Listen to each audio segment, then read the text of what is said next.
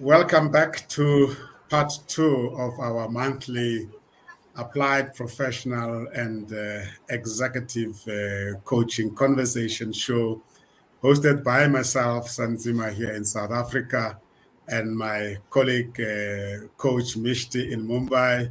It's a wonderful, wonderful platform that brings the whole world together. And we talk about coaching. But today we have a special guest who is not just a coach, but is somebody who's charged with the responsibility of looking after talent for one of the big brands in the world. And she is, interestingly enough, located in India where Mishti is. So I'm the one this side of the world and they're both that side. Mishti, welcome once again, and thank you for inviting Parna to be with us on this platform. Over to you to welcome Parna and greet our viewers. Thank you, Sam. Welcome, everyone, once again, and a warm greeting to all the beautiful coaches who are tuned in today to our show. I'm so excited to welcome Parna. Parna is the talent and learning partner for ABB Group, and she's also an ICF certified life coach. She's also an author, and she's also a musician. So the very Wow. versatile Parna Bhattacharyya. We are very eager to know about your journey as a coach and also about some of the practices at ABB Group, which we will delve into later around coaching. Sure. But before we begin the journey, I would hand it over to Coach Sam to open the discussion and the conversation. And then I would want to ask you a lot many questions. Yeah. Well, you had started very well, Coach Mishti. I think the viewers and myself included, being this side of the world, we very much, before we go into the details of Arna's work, we're very much interested to know about your background, your upbringing, and how you actually ended up doing what you are doing. Which part of India are you currently located? I know Mishti is in Mumbai, and you, where are you right now? You are muted. Parna, you're on mute. I am so sorry. Here, can you hear me fine? Yes. Yes. Okay. So thank you so much, Sam, and thank you, Mishti, for welcoming me and calling me in this platform. So I am actually in this place called Bangalore, the southern part of India, in a place in the state of Karnataka. That's where I am. Yeah, that's where I am from. But originally, I am from the eastern part of India. That's Kolkata, West Bengal.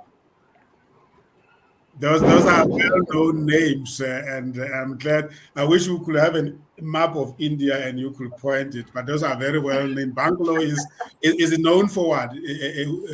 That city. I know Mumbai is the capital, is the financial capital of India. Delhi is the seat of government, and Bangalore, what is it known for?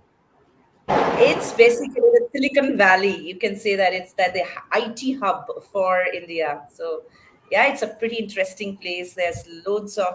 It's a very beautiful city. So Yeah. yeah, so that's we really know Bangalore that it is the Silicon Valley for India. Yeah. Tell us a little bit about your upbringing. I mean, India and Africa in particular have got so much in common. I mean, women leadership is one of the topics we are going to talk about. But what led you? What type of upbringing did you have that brought you to where you are today?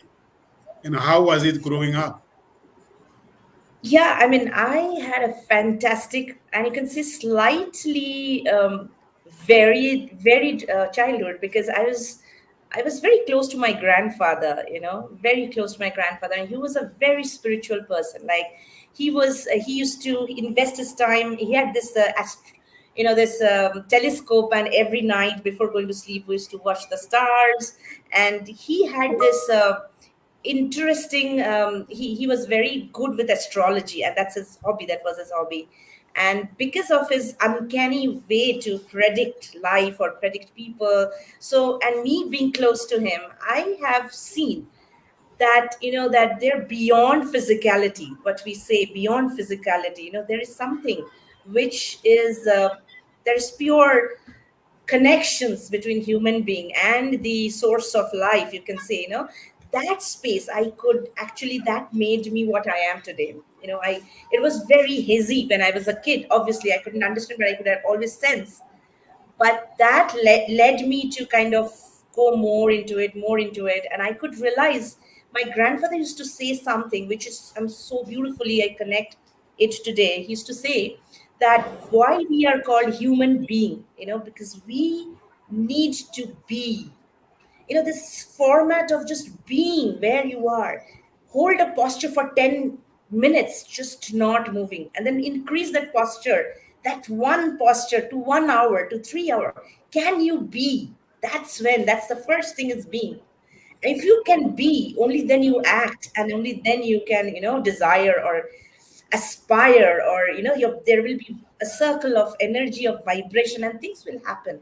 So, as a kid, I never understood all of that. What is that space that he's talking about? And it Wow. used to always used to be, I always used to put me in that state of imagination and things like that.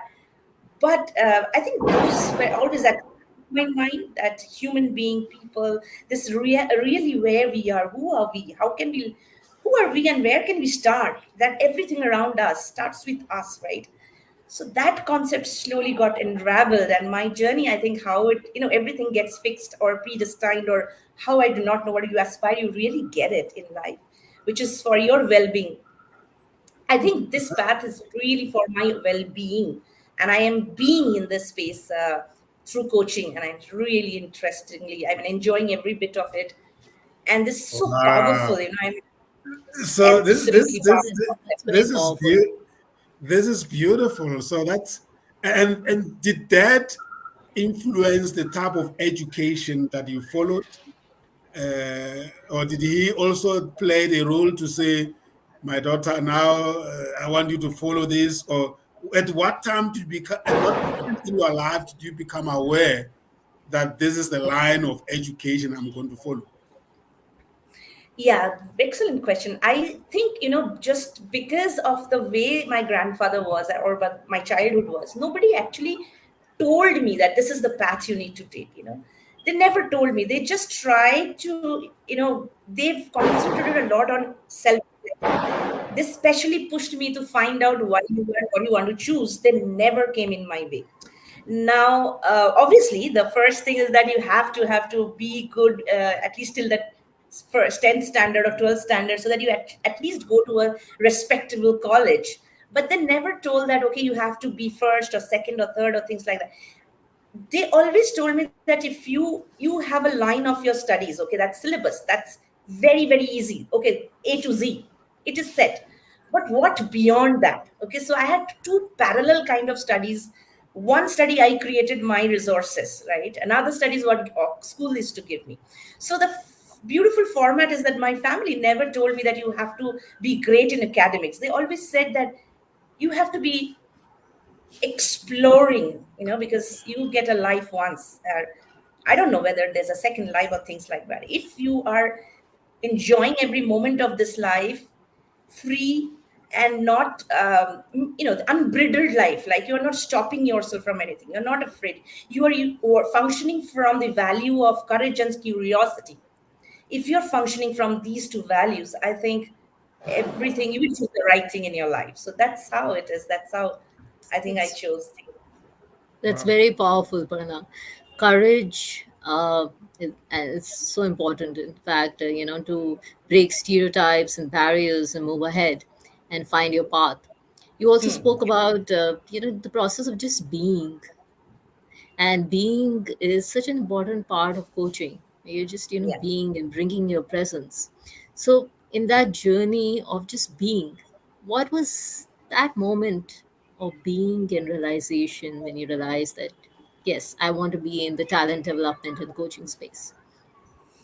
Yeah, so my formally, like when I entered into the space, the corporate space, obviously I was not in the learning talent space from the very beginning. The first space was always I was doing, e-workforce management. I remember that in my first job, it's like e-workforce management. Like it was like the call center industry was that at that time booming, and there's loads of like how do you manage the workforce and things like that. It's a very transactional set job, and it was interesting, absolutely, but it was not what I wanted to do. And that's when I realized, that there are spaces. I was fine enough to know what interests me, and that's when I realized that making people better is something which I love to do, because in my job, then there are new people coming in, then I was training them into e-workforce, that software, this and that.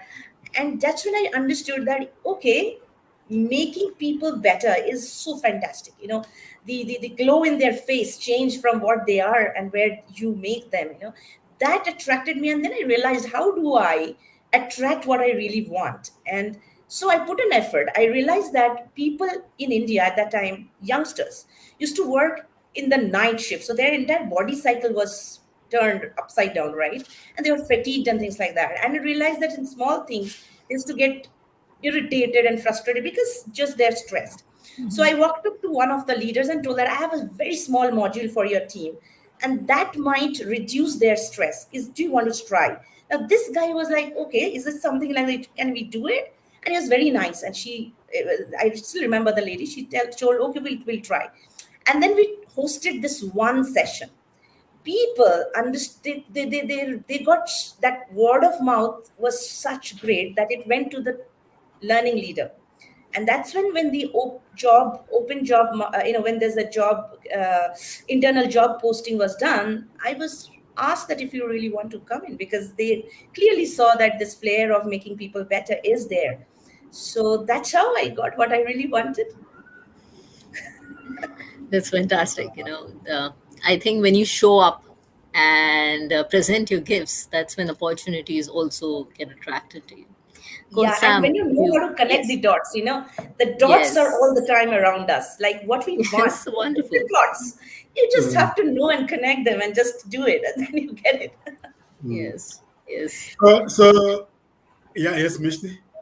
No, no, I just wanted to appreciate, the energy that you're bringing in, Parna, in the conversation, and your smile and exuberance that's really creating good momentum. So thank you for that as well. Beautiful. So, Thank you. yeah, over to you, Kosa. Yeah. And this platform, as I indicated, is a platform where we bring coaches to enter into conversation. But the objective of that is to have other coaches listen into our conversations, bring our different contexts and perspective, but more so, people who are on the other end, our clients and who don't work in our space, to understand the role that coaching plays in their professional development, even in their own life development. And you have started very well by indicating that your grandfather was actually very much big on, say, just be. Now, how at your current role where you are now at ABB, how is coaching integrated into your people management practices, and how is it received by your peers and your staff and everybody else in your organization? We want to Thank blend your coaching practice with your human capital practice and share with us what it does for you as a leader. Yeah. So coaching is has got various dimensions. If you say it's like it's not a one track stuff. Coaching has varieties of dimensions, varieties of layer, and it has the capability to, you know, to take, enhance, and evolve. It's a constant state of evolution. Say, for example, from a caveman to what we are today, I think the nature constantly coached us. coached us with threatening, or lightning and thunder. And then if they coached us, the nature coached us to, okay, use the flintstones, and this is how the fire comes. Okay, if the fire comes, then this is how you roast the meat. Okay, if you roast the meat, then you don't have to, kind of, how do you really, make yourself more warm? If you make yourself, this loads of life had always coached us to be from where we were to where we are. Now, this whole metaphor that I told, it's actually happening in our modern world as well, in a corporate world, in this beautiful sphere of corporate world. This happens. Now, if you look into the raw talent when they come, when I say raw talent, is a talent is raw when it comes from outside, either, or absolutely with some knowledge or little knowledge, like absolutely new, all sorts of talent. Let me talk about. The idea is that how do you make them see what they want, within the organization? The culture, that bit of it. How do you imbibe the culture of the organization, the values of the organization, and look at yourself where you want to reach in the right and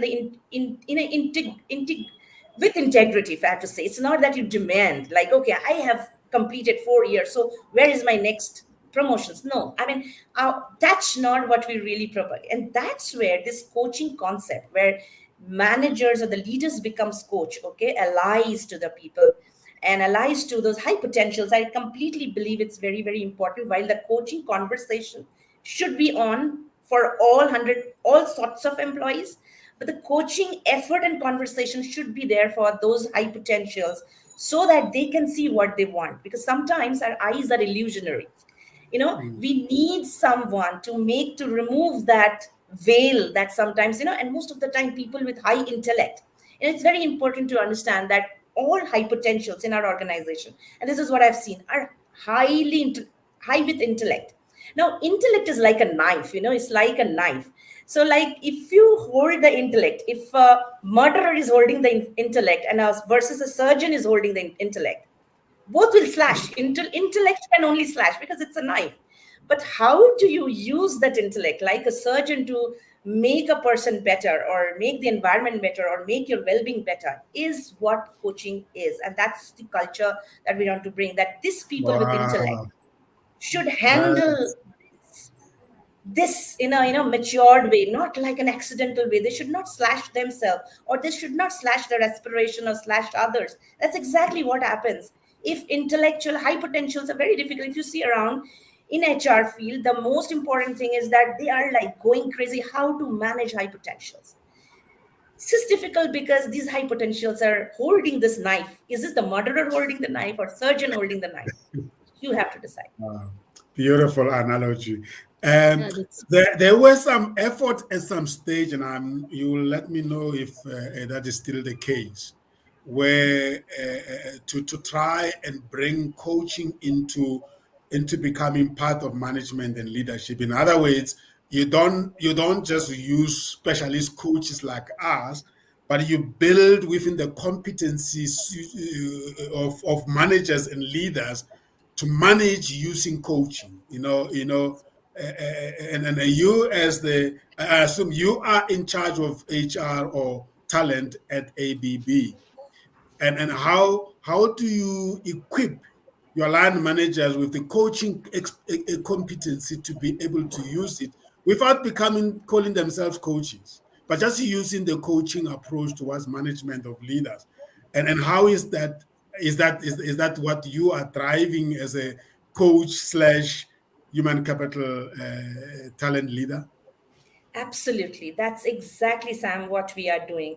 See, I think this conversation, any manager to the peer conversation, or, the entire coaching conversation, if you look at the process of the way, it's a beautiful conversational structure and nothing else, in any format. Like, you can use it to your team member, you can use it with your manager, you can use it with, 360-degree, you can use it. And so we definitely use and encourage this, managers as coaches. This is a program or a kind of a drive that we have, where each manager should know the format of, contracting till the celebrating kind of a timeline, that, or the goal, or what's the current status. So what are the options did you try, and what is the way forward? And then the whole cycle again, this whole reflective cycle. And then it's not only for the team member, but also for the manager to know their people better, their efforts better. What happens when you really push this kind of a conversation, or enhance the conversation of the manager to start with the goal and end with the celebration or the way forward, and again, create that commitment of meeting. And again, so the first of all, the beautiful trust and collaboration happens between two people. So it is not about, it's never about you versus me, or you versus work, or SLAs or thing. It's always about you versus you, what you are versus who you will be. And that is this motivation for people to be with a manager, understanding, okay, this person I really want to work with. There is a certain level of trust. And trust, human to human trust, is magical, right? Be it where it is, in family or office and college, anywhere, that's where we put in. And also another thing I have noticed, that more and more we are making managers able to talk or converse in this format of coaching, in the coaching conversation. Their time, they're becoming more effective, and the time of coaching, or giving feedback or things like that, are also reduced, and they're becoming very effective, especially at this time when there is a hybrid kind of a format. So there are people remotely sitting there. So how do you really care about your people? This coaching conversation is working fantastic. They know, they can understand the emotional layer, their physical layer, their stress layer. They kind of touch all of it to see the overall well-being. So that has also helped. In the HSC, or the health safety environment kind of a format, it's touching that element as well when you do this coaching conversations. That's very powerful, Parna. And I was speaking to you earlier, and you told me about the coaching certifications that are there, and how managers are sent for ICF coaching certifications, so that they become certified coaches, and then they can bring those competencies to the workplace. So if you can talk more about that program and how that works. I think there is a collaboration with Erickson and other institutes as well. Right. We did collaborate with Erickson, and not only the managers, we are also, kind of this, we are layering it up with top management, the HRBPs. The HRBPs are the people who are like heading the HR in various business LBUs. So they are also like, the HR are also becoming, certified into coaching, and they are seriously taking every conversation in. And there are logs that they keep. We also keep a cohort of coaches. When they come, we come together, coaching. Some conversation are also failures. Okay, so when we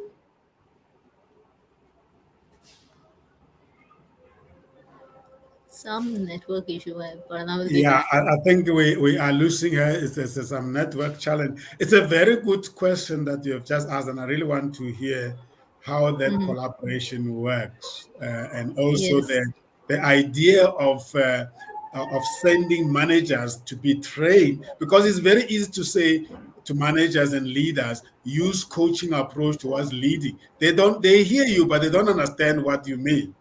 For them to Absolutely. understand this is what you do to become a coach, and then apply it in their context. And I think the similar thing goes to the buyers of coaching services, in this case HR. And I think we lost you at the point where you were talking about the HR themselves also having to embed themselves within the coaching and take it from there. Yes. And this is a fascinating Yes. conversation indeed. Yes, Pana. So do yes. tell us more about the collaboration that you have with various institutes that that have an accreditation with ICF, and what is the process like? Do you select managers, HR, BPs to go through the process? Is there an entire criteria, and what is the success measure for that? Okay, so yeah, so basically to start off, for the HRBPs, we made sure that they get the certification. That's very important. Okay, that's the first layer. We thought that they have to get certified, have a particular amount of coaching hours. We push them to also go ahead into ACC, PCC, MCC format. That's we really encourage them to do that. And the same thing we encourage also to the other to the people managers and the leaders as well. But for the leaders, we don't, it's not mandatory because of the fact that they have, because of the volume of the things or responsibility that they manage. But we have this from Erickson, we had this 1 day, 2 day, a kind of a session about coaching, about about the entire process, about the competencies, about what the do's and don'ts, or how do you, what is it really, what's the essence, what's the difference from varieties of conversation, and how coaching conversation is helping. Like, for example, why we did it, I'll tell you. There I will touch a diversity element. So we are extremely high on the becoming inclusive organization, which means we are touching all the communities. Like, for example, the gender diversity, abled people with specially able diverse aspect of diversity, then the entire LGBTQ community, then the gender, ethnicity. We talk about it, generations. So this entire format, we want to bring into our workforce, because there are huge amount of talent lying there. So being inclusive, like, is one another, along with parallelly to making our leaders a coach. It is also important that how do they become inclusive. If now, and being inclusive means being able to empower your people, and because ability to empower people means, you have to do your coaching conversation. That's how you empower your people, right? And once you do so, these two are extremely tied up to each other. And we promote our leaders to be allies to women allies. We push leaders or male allies for women, so that there's a promoter or sponsorship happening for women. People know about them, aspirations and things like that. And more the inclusive environment happens. We are also pushing people to become allies for, especially allies for the community of the LGBTQ community, so that they can bring their whole self at work. This whole thing, since we are driving coaching conversation, and the culture of coaching is superbly helping. And that's why we really do not have a criteria where, like, for example, okay, that's a set criteria. No, absolutely, HRBPs we push, and because they're anchoring the whole thing. So it's always great if they are certified and they know the entirety of it, because it's a part of their KRA also to be a coach, right? But we are also allowing, or kind of what should I say, motivating the people managers to get into this kind of a space where they understand certification, or get deeper into this, so that they only bring the goodness of coaching at work. So if you say, yeah, we are not putting things mandatory and I know, absolute black and white and things like that, pushing it. No, what is happening is that it's a badge of honor. People are asking for it, and that's the beauty. Wow. Yeah. Wow. It's very Wow. powerful. There I see unintended benefit there, that you must be spending resources in them to go through this. It's almost like you're giving them a second qualification, but you also give them the place to apply it. And people might say that you are producing coaches. Are you not scared that you lose them? But I can see that actually that is what will retain even people more, because a lot of people qualify as coaches, but it's hard out there to find the opportunity to practice it. Is that right, Coach Mishti? Absolutely. Absolutely, Coach Sam. So there are a lot of certified coaches in India, but not many may find, clients. So there is a lot of struggle, and kudos to the organization, to ABB Group, that is providing this platform and actually investing in people. uh, Not in every organization would think like that. It's much easier to hire a vendor or a partner and coach some people. But in terms of cost benefit analysis, that may work. But just making that as an intentionality, and taking that direction to equip your talent to become coaches, and providing opportunities for that, it's incredible. Kudos to you, Parna, and kudos to the organization for thinking that way. I also want to talk about another initiative that we were chatting about. It is for women, and how coaching, using your internal talent, or internal pools of coaches, you're empowering women and working towards women empowerment in India. That is very powerful. And if you can, share some insights around that. Of course. So that is called, that's I have branded, we have branded it as With Her Beside Her. That's the name. So that's the name, like With Her Beside Her. And when we started, frankly, starting that, this name is the starting point. It's the name is the passion. And when we did the launch, and I was like, little bit, let me tell you that we did not make it mandatory. We just told about this concept that, hey, there are 100 and more than 100 women, meritorious women talent in the society. Like in a little bit, like what should I say, they are not from a very affluent family, but they're high on their intellectual abilities. These kids are being funded by ABB for their technical, like becoming engineers. So they're in the first, second, third year of engineering. Okay, so now, when this is a CSR activity, let me tell you. Now here, I thought that, look at this organization ABB, there's one CSR activity is happening, right? And at the same time, we have a pool of people we're ready to, we can do a layer above it. So it's not only money that can help, there's something else that we can also layer it up to package it for those kids, those women who will be tomorrow's leader or tomorrow's engineers in India, right? So we thought that, why don't we request our people, employees within ABB, to come up and say that, okay, I can be your ally, and we can, and I can be there to help you understand how it is in the work in scenario, what kind of emotional mind you have to, how do you control yourself, or how do you, what are the soft skills that you need to learn, or what are the ways that you can carry yourself, or how can you always remain focused or motivated, or things like that. From the organization, from the stories, everybody within the organization has wonderful stories to become allies for these kids.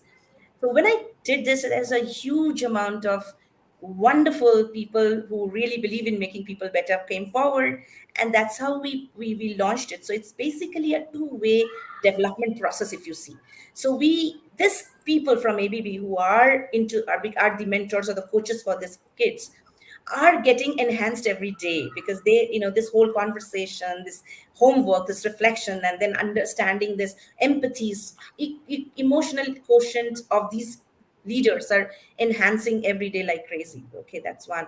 And at the end of the day, I see there is a huge amount of community, this sense of community that coaching conversations are bringing, or the initiative of becoming a coach is bringing. That is heartwarming, that's really interesting. And little conflicts or little things about desires of becoming, I to show off that I know you more than you, and all that, those become very petty. Now the discussion, layer of discussion, or the perspective that they look at their work and the overall life is changing. That's what I see, and that's what I think. Mishti, you asked that, what is the parameter of success? And parameter of success is basically, now obviously I see that the layer of change in that individual, in the coach, that is the parameter of success. Because coaching is not about, the coach is secondary, the coach is primary. If the coach is getting enhanced in life, if the coach is being more positive, taking more responsibilities, able to handle more stress, which is definitely impacted in their performance. The coach's in performance is the parameter of success for me, not what the output is with. That is the output. Okay, if I am fantastic, then I will multiply anybody who comes in touch with me, right? With their mental abilities. But the idea is that, did I become 2x? Did I become 3x? Did I become 10x with my abilities? That's my parameter of success. I'm thinking aloud here. You know, during my days in the corporate as a HR practitioner, we had an idea of exposing line management to HR, and it will be HR for non-HR. And the resistance was just so high. But I can imagine coaching. If you say to people, we want to give you coaching tool to be able to engage with people, there must be a lot of much better response because the passion that we do HR work with, I often find it difficult for us to give it to the line managers.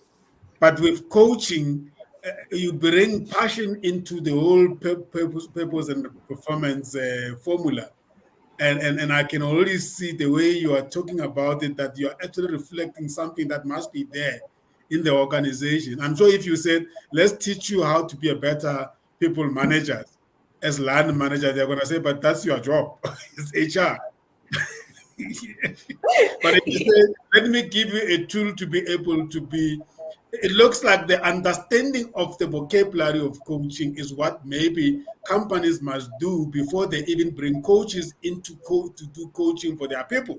Because often we find that we are asked to coach people, and then we find that the language, the organization doesn't even understand the language of coaching. This person is coached, but back at work, nobody understands what is this person all about. Fantastically said, Sam. That's exactly the reality that really happens. Like, people do not know that coaching is, it's not suggesting, it's not telling, advising. You don't have to flaunt yourself. Sometimes that happens, but yeah. Yeah. So it's like we have to concentrate. So let's talk a little bit about your work. I mean, we have just assumed that people understand what your work is, but those who have listened to our conversation, they probably understand that you have a responsibility for talent. But just tell us a little bit about, in the language of ABB, in the language of HR, what is your job? What is your title, and how does it fit in the bigger scheme of the ABB Global? Yeah, sure. So my title, the designation, if you see, it's a talent learning partner for India and Southeast Asia for one of the business of ABB, which is the motion. That's the business. India being the motion country. More or less the entire learning talent initiatives of India is being I drive, and also Southeast Asia. Along with that, the another part of my key job role is driving diversity and inclusion for India. So that's my role. Now, the how this fits into this whole thing, this whole part of talent and developing talent through learning initiatives, and then making the organization able to bring in more talent through diversity and inclusion. So if you see, it's like a funnel opening to another funnel, so Mm. so obviously we deal with talent, but talent, you develop fantastic, but there should be a kind of the pipe should always be not dry. and Mhm. and as you know, with like limited, like if we do not be inclusive, our pipe will be dry in no time. So more and more we understand the concept that talent in every individual. It's just in our mind that we differentiate people, and our prejudgment, our unconscious bias limits our beliefs to think that this person is not ready, or this person cannot do what you have in your mind, or okay, this particular job is only for this set of people. That's nothing. Those lines are blurring, and definitely this responsibility of becoming of being the leader for diversity and inclusion, I see that this is a huge amount of interesting field that I'm working, where coaching is also helping in diluting or blurring this memory, this memory which sticks, which makes our thinking narrow. Mm. So That's, Mm. that's And powerful. and how does it fit in the bigger ABB Global? Do you report into country or out of country? yeah, that's so basically the role that I have. There's a local role, local responsibility. There's a regional responsibility, and at the same time, I drive the global DNI or learning or talent initiatives that comes into these regions. Okay, so if you see that there is a need from the country and the region, but at the same time there is a drive from the globe also. Say for example, there's a talent drive, there is a talent drive or diversity inclusion drives that, globally, which are set our strategy, global strategy. We have to match that with whatever initiatives we do here. So that way, if you see my local, regional and global, we always kind of sync it and manage it, and finally we make sense in the bigger global ABB initiatives. Yeah. And from what I understand, your scope of contribution is towards Southeast Asia as well. Yes, So, absolutely. so we can talk about coaching in Southeast Asia, and what has your experience been there?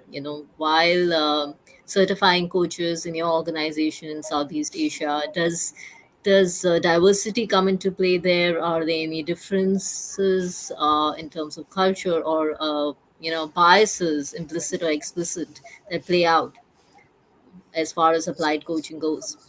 Yeah, so no, I mean, I felt it's a very interesting space.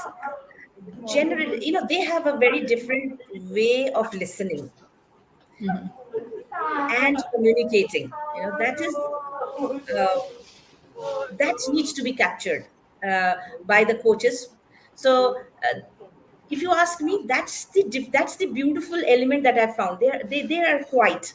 You will not see that they will speak much, but as your questioning skills needs to be extremely targeted. And once you so to coach people in Southeast Asia, you have to master your communication in asking the right question in the right way. And if you can do that, the beautiful eloquence, that these people can bring, that they are very eloquent, and however needs to make sense. They just if you are just asking open-ended question with no target, this thing, you cannot be an effective coach there.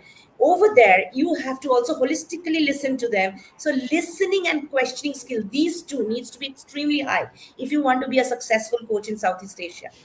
That is very, very important. You have to know holistic listening. Like for example, if they look by the look, you need to understand what they want to mean. By the silence, you need to understand what they're saying. It's holistic. Not everything is told. You have to catch it, and you have to ask it. You have to calibrate. Amazing. It's a beautiful field, and more you do that, more successful you become in other places. At least in India, you become more successful.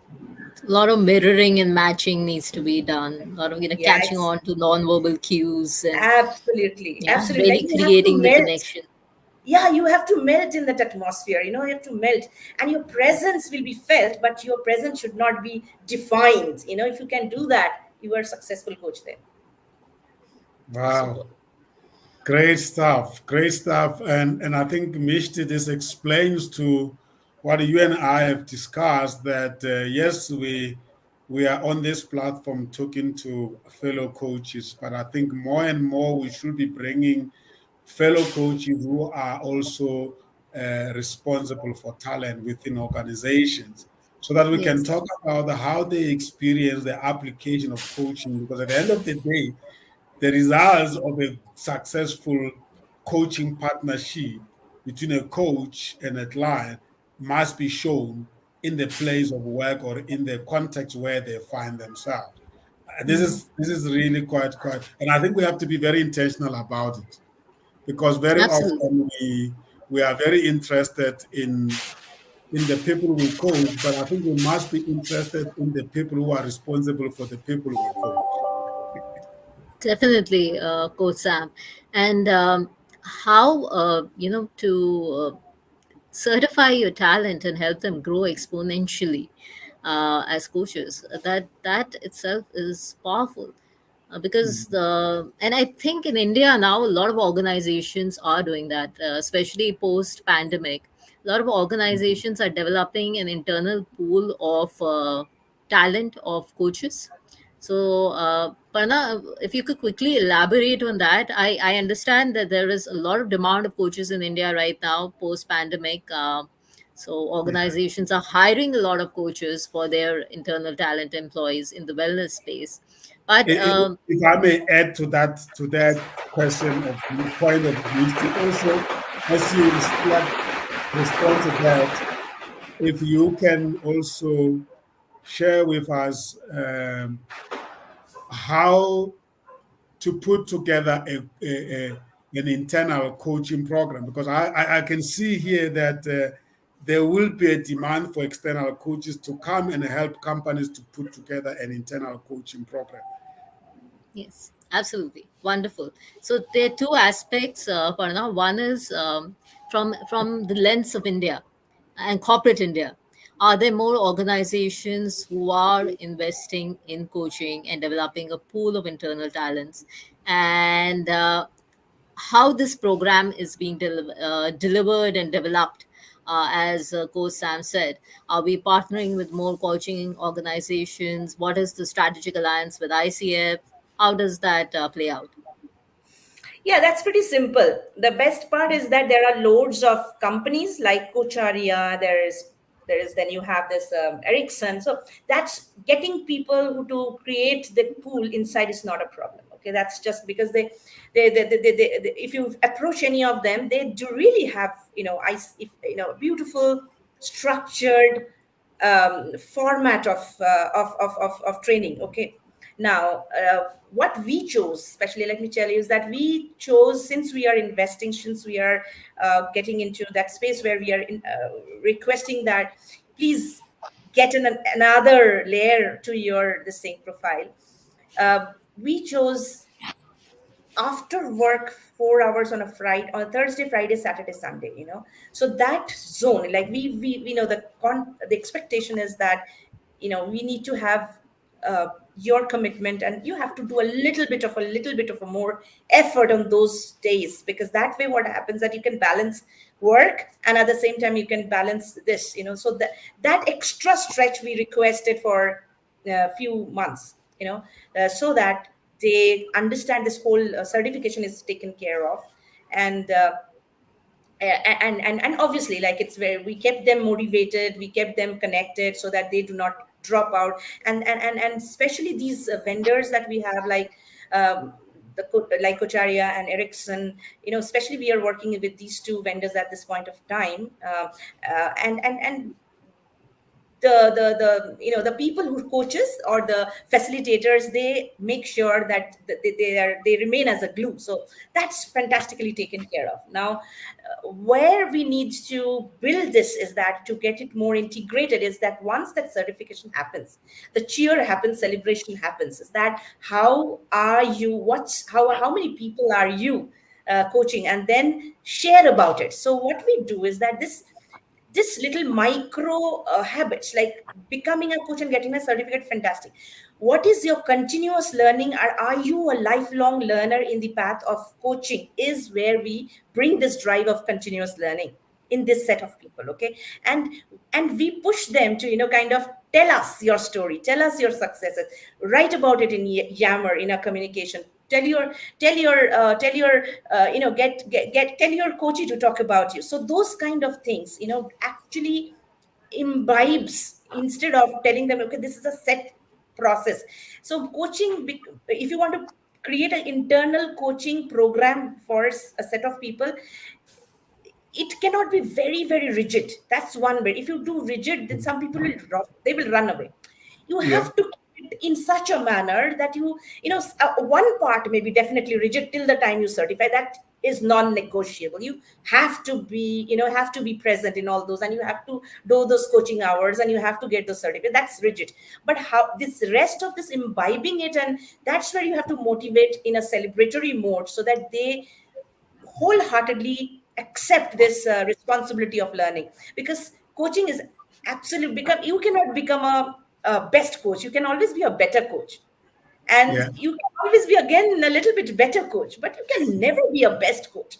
Okay, so that concept, that's the learning, that's actually the essence of continuous learning. Be a continuous learner. So that aspect is where it needs to be put in, if anyone wants to drive a internal coaches program, and that'll be fantastically hit, because these people will own it. They will own it. It's not that we are pushing, it's that they will push. That's where the magic happens. I like your model. It seems to be answering something that is really a challenge out there. Organizations will take a decision that we want everybody to experience coaching. Now we are going to go on a tender and we're going to ask a coaching providers to come and coach our people. Now that is like really a big hammer, and you want everybody to be under this. But what you are saying is that you integrate it into your people management. It becomes part of your fabric, and there's no need for a company to be paying huge money, paying coaches to coach their people, because that does not really make it part of the culture. So you're That basically saying that we could actually make it internally, that we provide people who become coaches, so that basically coaching becomes the way of being. That's very interesting. That's quite very. And is this now being adopted across the globe, or is just India specific intervention? as of now it is India specific, because we started, as I said, that this is very well, it's like maybe we started in the right time, when this we are all working remotely, and it's very important that people are motivated mentally, and they ask people, how are you, this question, how are you doing, or hope, are you okay, that conversation, that's the wellness that coaching start, that wellness part that coaching touches.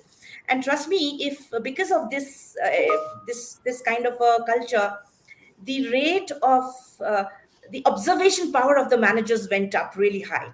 So what happens when people are depressed, or when they're in stress, or when they are really, this thing, psychological changes happen, behavioral changes happen, a lot of things, the very slight, tweak in their behavior happens, which they never were there before. So those observation power of the managers enhance such a manner that they really know how to deal with this. I hope this person is not become a high risk employee. Maybe the person is not thinking to end themselves, or rightly asking the people like where they are, and supporting them in the right manner has helped us in this wellness aspect a lot, and coaching has helped.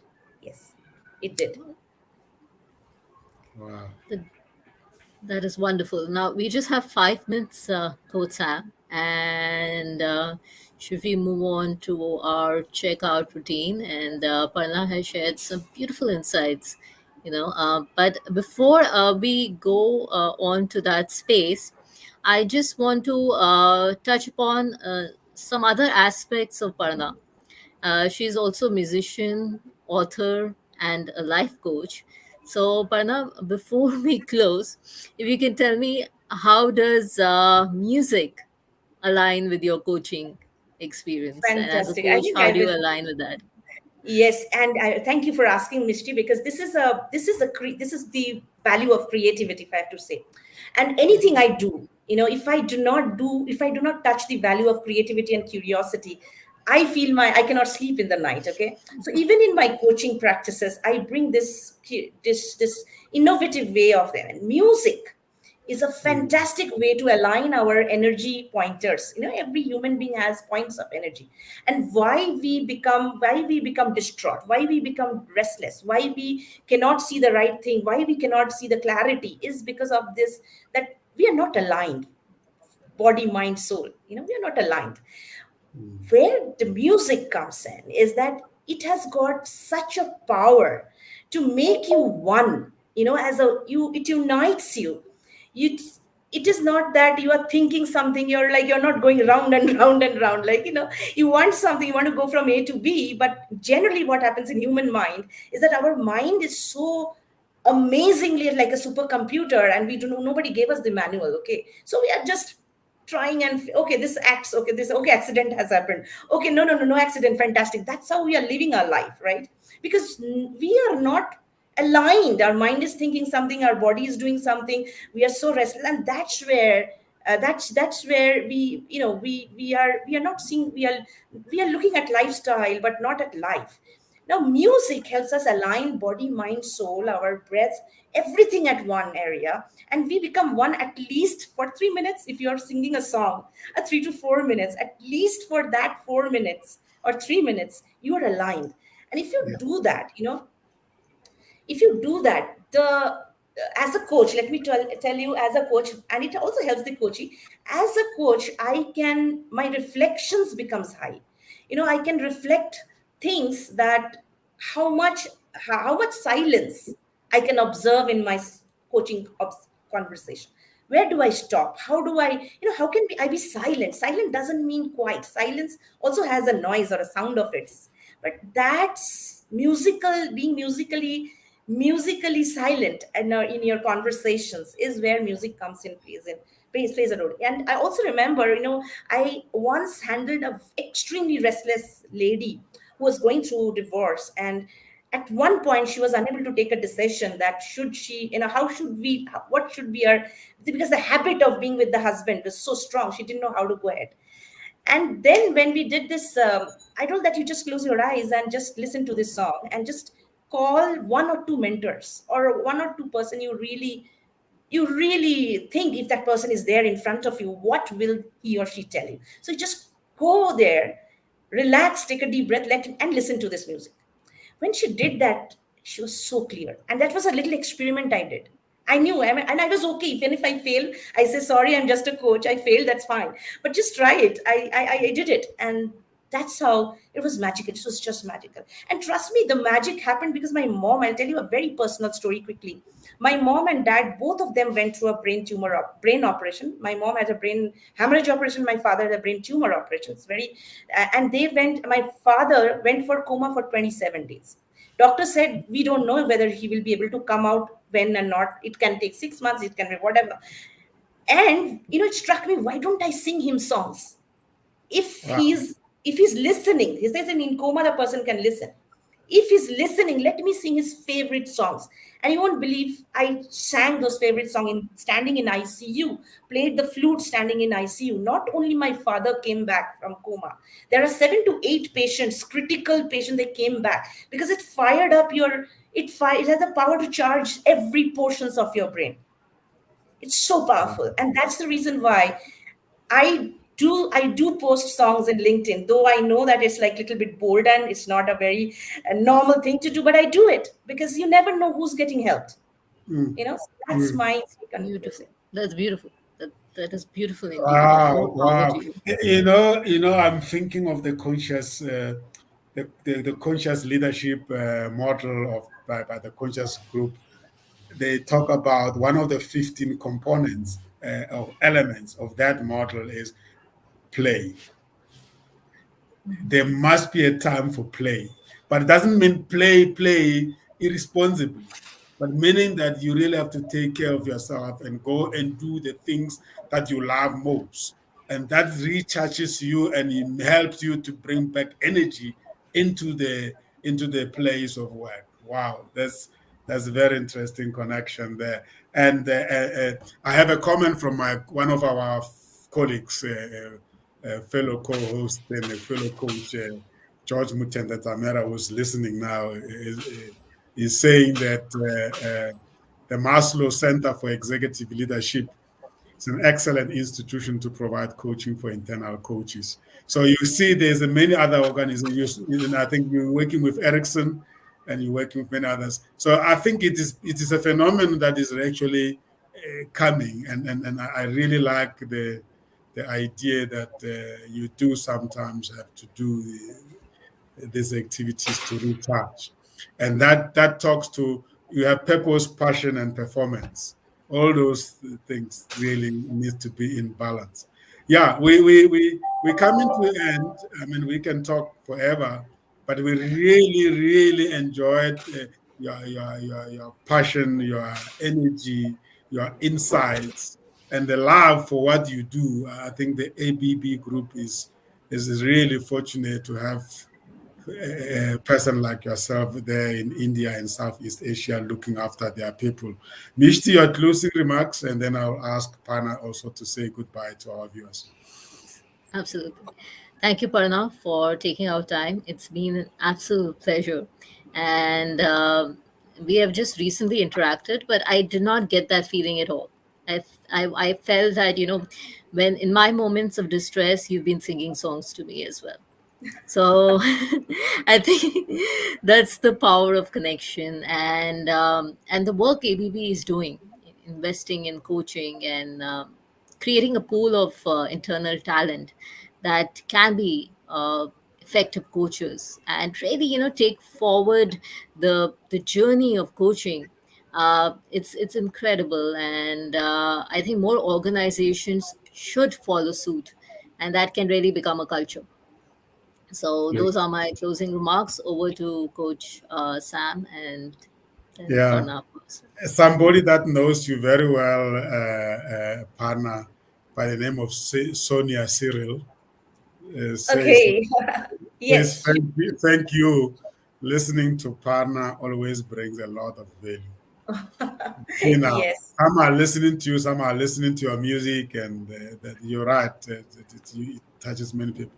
And your closing remarks. What are you taking home from this conversation with us? I am, thank you. I am taking, first of all, two amazing people, so amazing coach. That's definitely my, biggest, I am very thankful that I am having Sam and Mishti as my two friends in my network.